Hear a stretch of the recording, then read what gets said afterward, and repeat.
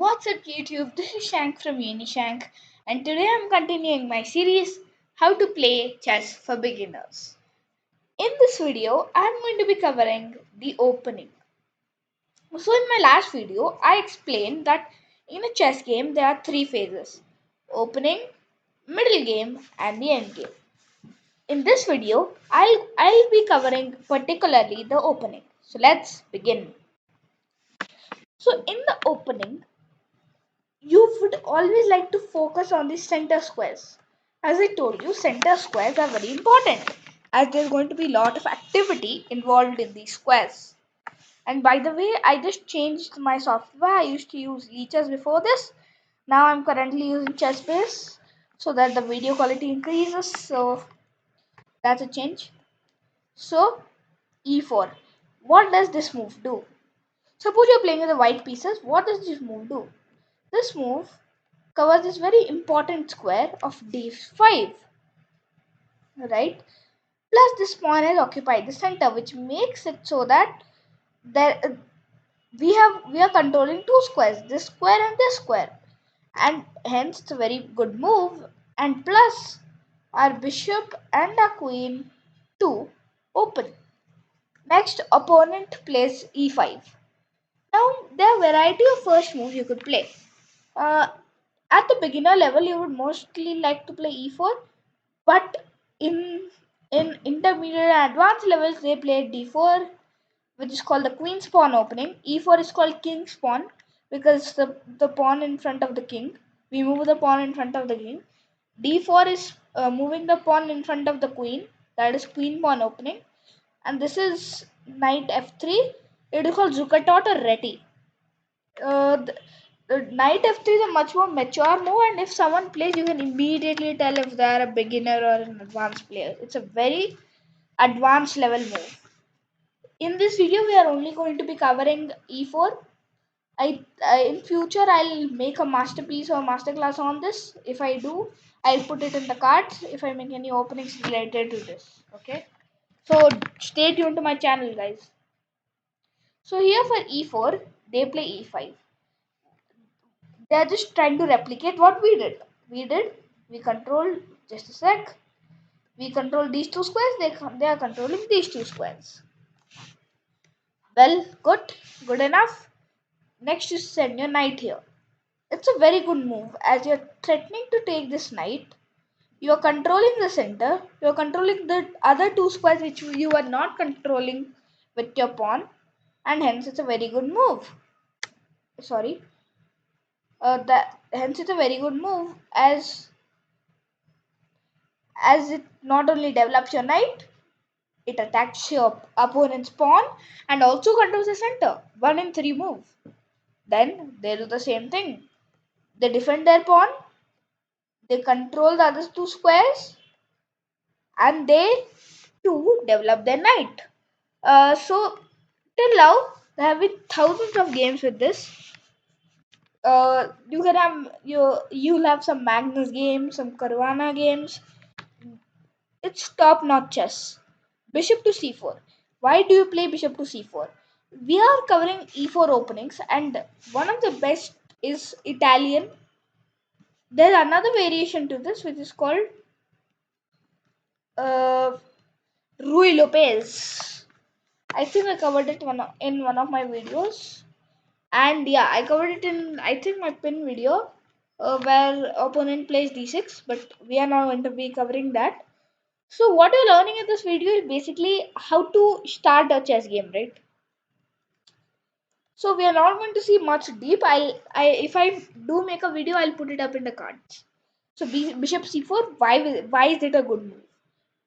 It's sniping down this diagonal, and I told you an open diagonal is very effective. Sorry, for a bishop. Second, we are controlling this essential key square, because first there was idea of this, but now there is no that because you have completely controlled that square with your pieces, right? So that's a very good move. Next, this is I'm going to show you two variations of this. One of the variations is bishop c5, which I'll be covering later.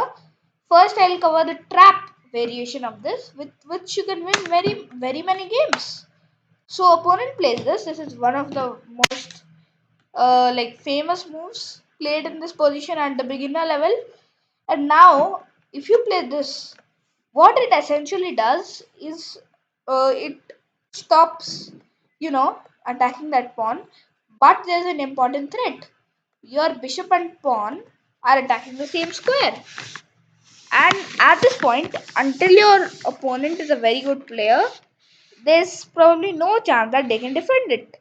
The two best moves in this position are the Traxler counter gambit and the mainline fried liver. But at that level, there is absolutely no chance they play it, and you just win the game. You just get a fork. See in the cards what a fork is. It's an amazing video, an absolute masterpiece. So I'll put it in the description too. It attacks two pieces. One of the pieces has to move, you get the other. And with this, you can win very many chess games because this is actually very popular. Unlike most traps, it is not very obscure. So let's see the other good variation, that is the Geico piano. So what happens in this is opponent plays this move. So, wait, not that move, this move. Why does your opponent play this? There are like two main reasons. First, like us, he also wants to snipe down this diagonal, right? He wants to get hold of it. Second reason, wants to, cover the square with two of his pieces and put a lot of pressure in it. This is, and another purpose that this move serves is it like kind of moves a piece in order to castle. So the bishop and the knight were there, like obstructing the castle. So what the next move will apparently be will be, you'll play this move. You should always play this. Now there are two variations with this. Whenever you're playing as a beginner this move, you can go for two things. Either if you think that you are very tactically sharp, watch my tactics videos. I'll put it in the description too. Uh, if you're very tactically sharp, you should go for this. There's an entire trap with it. There's an entire trap with this move. It's absolutely, it's a very sorry, it's a very good move. You could go for that. I'll make a trap on it too. I am planning to do that. And other, if you want to play attackingly but don't want to go complete sacrifice mode, play this d3. What this accomplishes, if you're playing this and want to play attackingly and your opponent is the low rated player, lower rated than you, what you would like to do is go here, develop your knight, queen e7, queen there, sorry, second, bishop, how will the bishop go there, bishop here, queen e2 and long castle, and then you would like to bring the rook to the center and kind of snipe down the rook and the king of your opponent. So let's just take that opponent plays buffer moves. So let's see how that would look like. Not that, actually you could immediately go for that, but this variation is, I guess, better, right? Because that's why most players play it. Then suppose they go here, here, here, here, and here. This is the main variation, where you snipe the pieces of your opponent, and it's pretty good. And you can attack. You can anytime open the center. You could go full ooga booga mode and attack all the pieces, and it's a very good position. I would call it very good. So that's the Geico piano. So that's basically what you would like to play in the best situation. So remember, kids, remember, beginners, you want to play this e4, e5, knight f3, knight c6, bishop c4, bishop c5, and Gyuko piano stuff. And remember, you always want to get this position. It's a very good position, and you could possibly win with this position. But let's now see what happens once c5. And nowadays it's getting very very popular. It was popular before too, but now beginners are playing this. This is called the Sicilian defense, named after Sicily, a city. This defense has opponent gives very good chances to the opponent. One, there is the Dragon Sicilian, which is very good, and second, there is this Sicilian where you play classic Sicilian, right? So remember, whenever you're playing against this Sicilian, don't go for like go for central control still, and kind kind of resist their attack, because Dragon Sicilian can get really messed up sometimes. It's very very strong for black, and most players have started playing it. So remember, you would want to get a structure, f3, and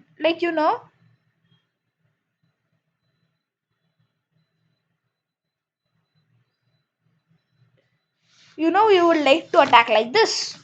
So you have to resist your attacks. You have to resist opponent's attacks for some time, and then you can attack. So that's the basic idea of Sicilian dragon. According to me, you won't mostly see the dragon compared to the classic variation. Like some a6, some Khan, some Najdov, and all that. So Sicilian's pretty common too. So guys, that's it for today's video. You have learned how to play openings, and you have learned about central control, castle, basic formula. What is the basic formula? I told you in 3 videos. Remember always, kids, beginners. Sorry. Um, Central control, develop your pieces, castle, open the center, attack, win. So that's it for today, guys. Like and share to this channel. Like and subscribe to my channel if you enjoy my content. Do share it too. Thank you.